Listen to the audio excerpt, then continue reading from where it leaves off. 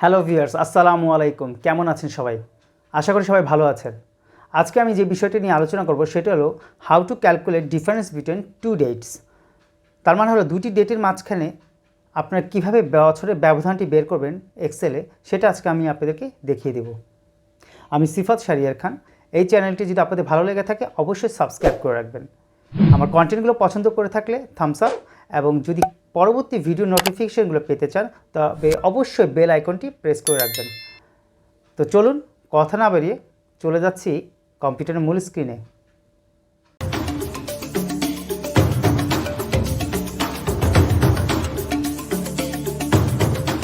আমরা একটি Excel sheet খুলে নিচ্ছি, যেখানে আমরা how to calculate difference between two dates in Excel সেটি আমরা বের করব।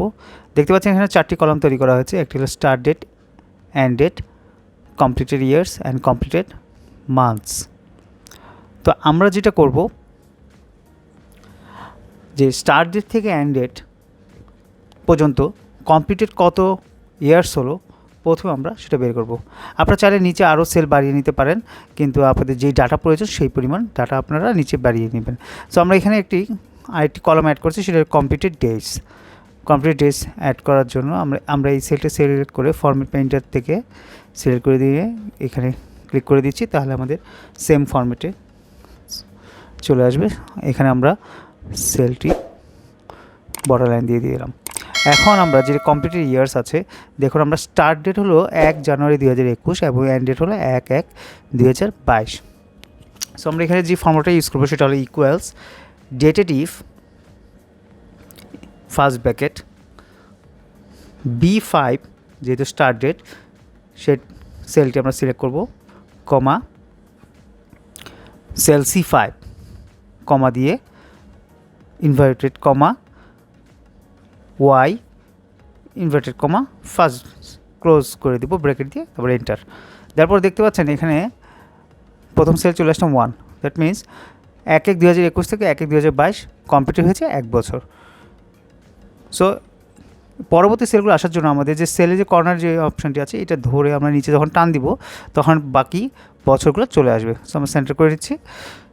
এবার দেখুন প্রথম সেলে 1 বছর, থার্ডে আপনার চলে আসে 2 বছর এবং ফোর্থে 5 বছর।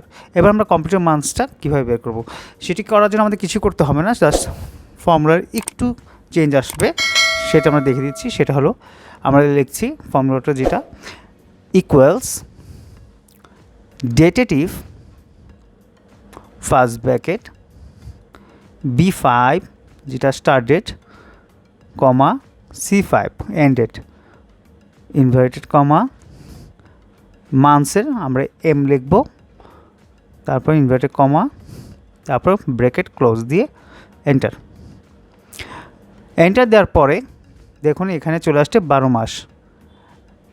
পরবর্তী সেলগুলো আসার জন্য আমরা আবার ড্র্যাগ করে নিচ্ছি, নিচ পর্যন্ত ড্র্যাগ করলে দেখুন পরবর্তী সেকেন্ড কলামে চলে আসছে, সেকেন্ড সেলে চলে আসছে রোতে 12 মাস, তারপরে 24 মাস এবং 60 মাস।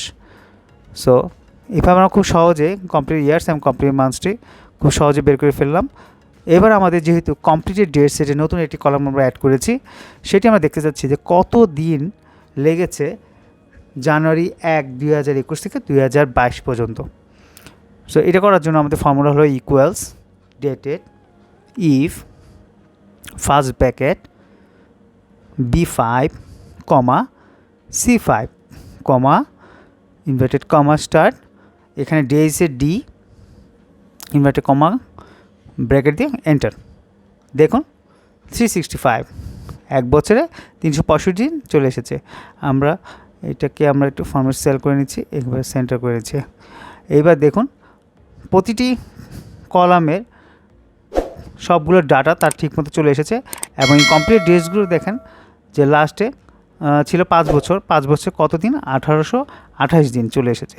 সো এইভাবে আপনারা যত ডাটা প্রয়োজন আপনারা নিচে অ্যাড করে আপনারা সেইভাবে ফর্মুলাটা অ্যাড করে আপনারা আপনাদের কাঙ্ক্ষিত বছর, মাস এবং ডেজ বের করতে পারবেন। ভিউয়ার্স, আশা করি আজকের ভিডিওটি আপনাদের অবশ্যই ভালো লেগেছে। আপনারা চেষ্টা করবেন বাসায় এক্সেলে কীভাবে ডেটসের ব্যবধানগুলো বের করা যায়। পরবর্তীতে নতুন আরও কিছু বিষয় নিয়ে আবার হাজির হয়ে যাব। সেই পর্যন্ত আপনারা ভালো থাকবেন, সুস্থ থাকবেন, সেই আশা রেখে আজকের মতো এখানে শেষ করছি। আল্লাহ হাফেজ।